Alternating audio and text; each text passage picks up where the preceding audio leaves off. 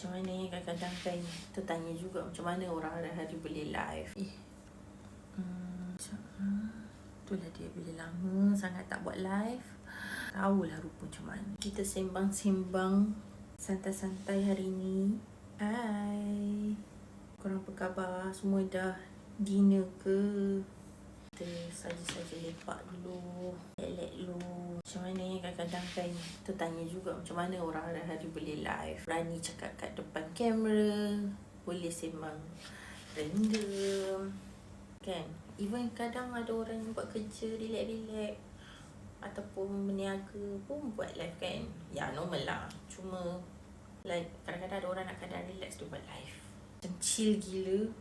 Kita pun cubalah juga, reti lah. Saya newbie lagi yang baru nak live, saya tak tahu macam mana sangat, but I try. Ni pun tengah santai, tadi dah buka puasa, lepas tu dah solat semua. Kita chill, kita live dulu.